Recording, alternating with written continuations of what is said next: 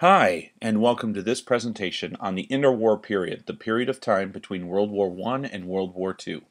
This is the first of 5 presentations, and these are notes 13.1a. This is, of course, Mr. Marks. Take a moment and make sure that you copy down all of the terms here. Each one of these will be required in your notes. This particular presentation is going to deal with what was going on in the interwar period in 2 of the largest or most populated nations in the world. What was happening between World War I and World War II. If you remember, World War I was largely fought over colonies. And as World War I comes to an end, many of these colonies, due to their service to Great Britain or due to the fact that they had been under German control, suddenly found themselves as free nations. So the British are going to lose more and more colonies to independence during this time. And because of that, they will tighten their control on any of the colonies which they still had control over. And this is going to be the case for India. India is the most populous of the British colonies, with nearly 1 billion people, and has all the resources. It's by far its largest colony at this point. So it's going to do everything it can to hold on to it. Unfortunately, as you recall, Britain was having some governmental problems. There was a corrupt tax system that the British viziers, the British viceroys, as well as their government bureaucracy were taking advantage of. And there were other social injustices that were causing a growing resentment against the British to grow in India. One of the leaders of the Independence Party against the British in India is going to be Mohandas Gandhi. He is going to resist British tyranny through mass civil disobedience.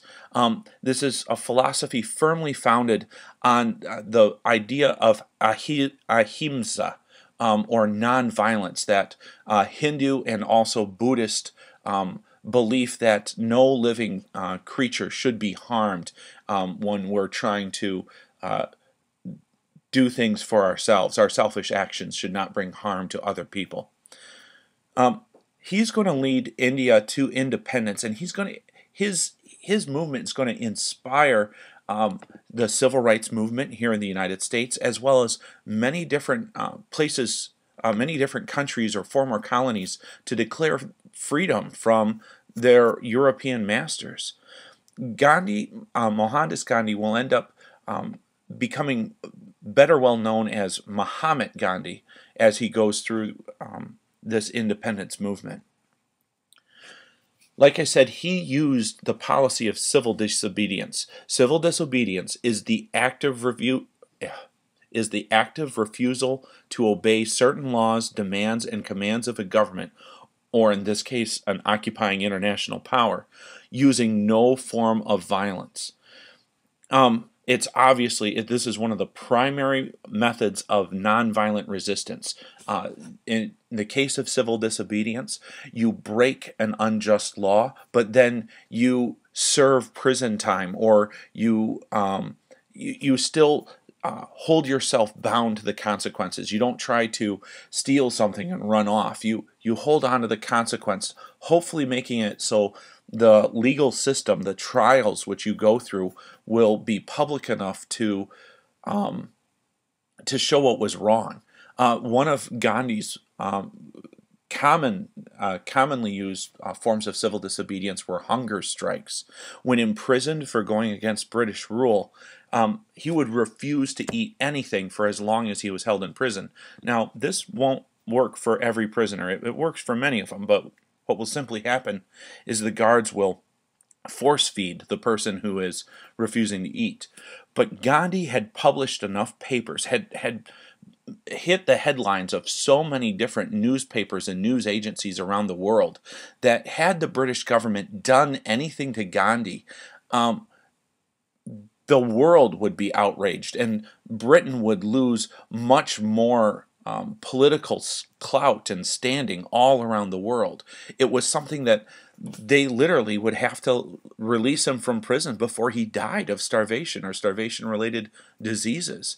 And Gandhi would win this time and again. He would show his willingness to put his body at risk in order to achieve the independence of his people.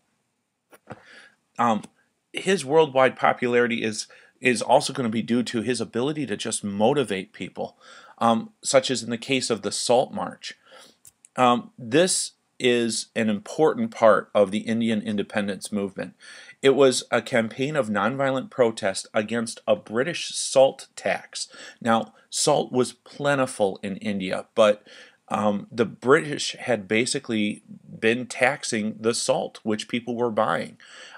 While it was plentiful in India, Europe was not was charging high prices for it, and Britain didn't want all of its salt to be wasted on the Indian people itself. It was too valuable of a commodity, so they taxed it heavily, and then actually put a law in place that said that any Indian who was taking the salt from different salt deposits and such could be arrested.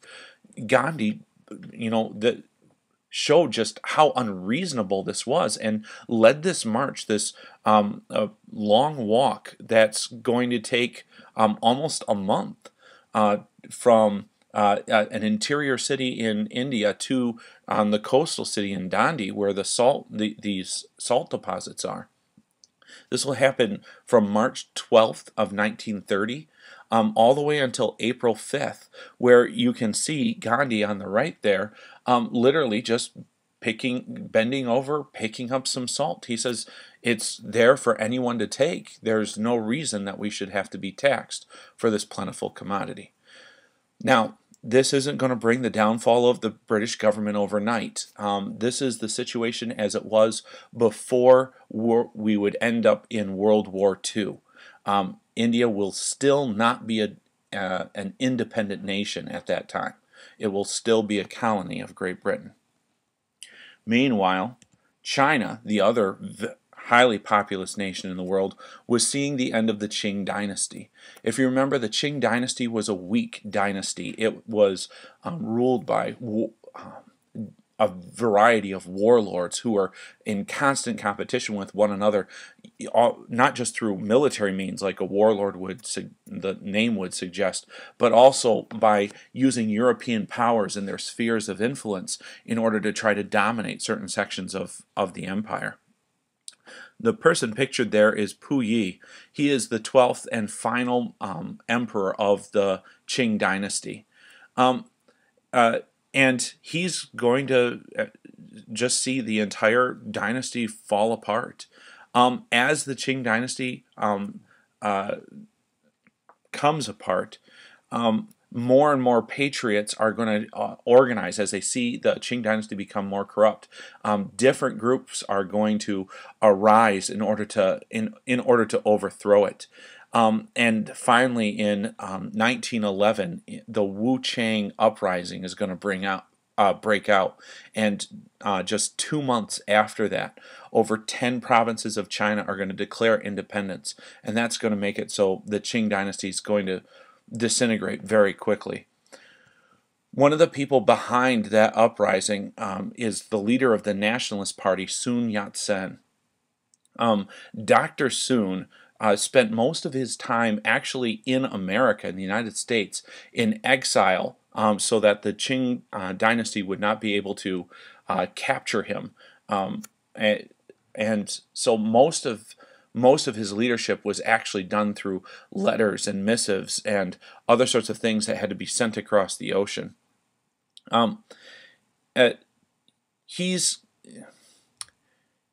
He's not going to live to see his party kind of consolidate the power that it needs.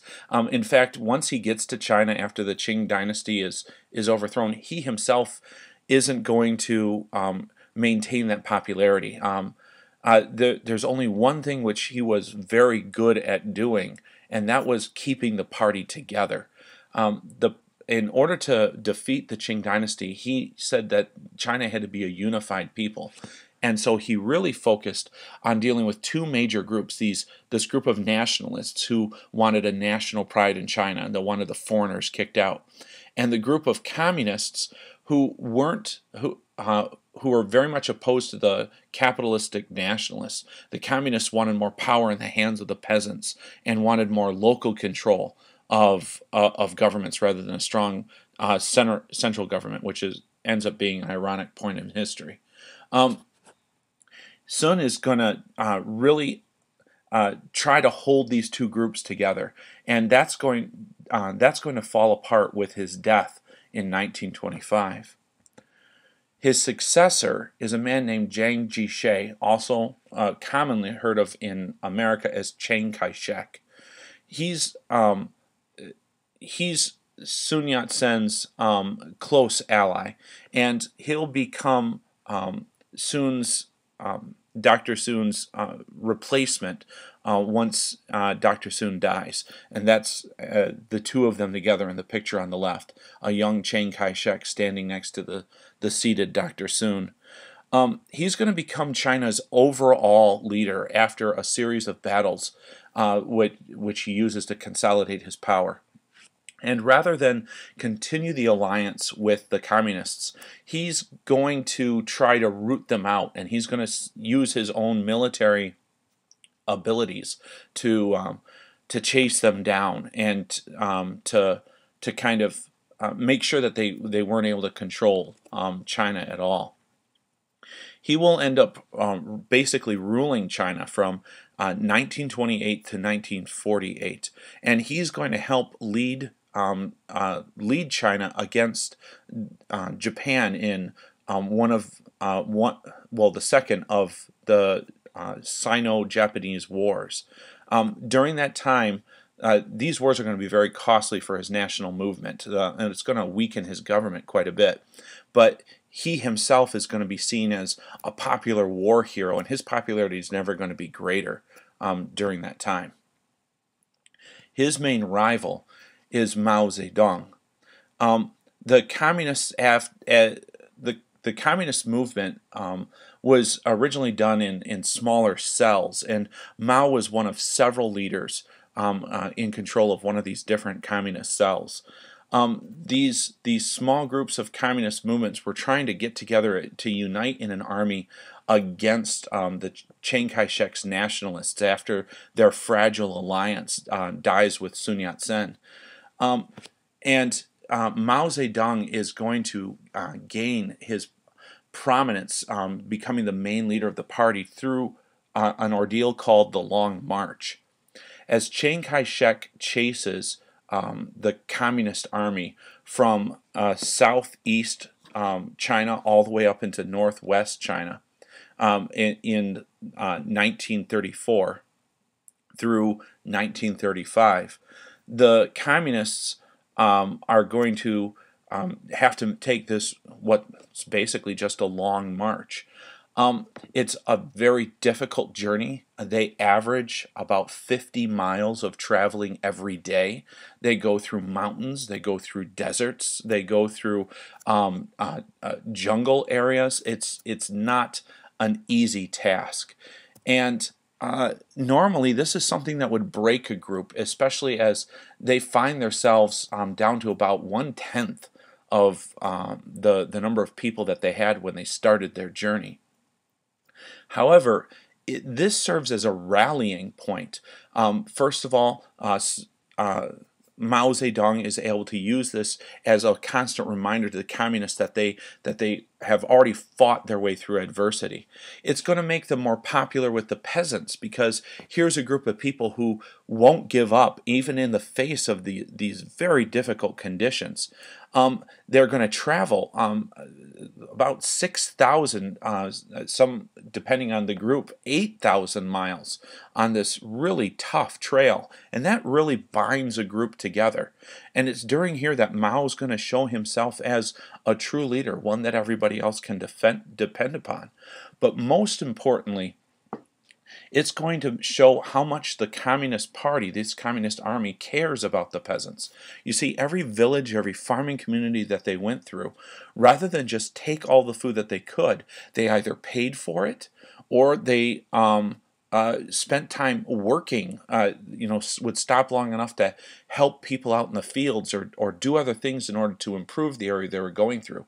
This was so different than the way warlords had been treating the peasants of China for the last several thousand years.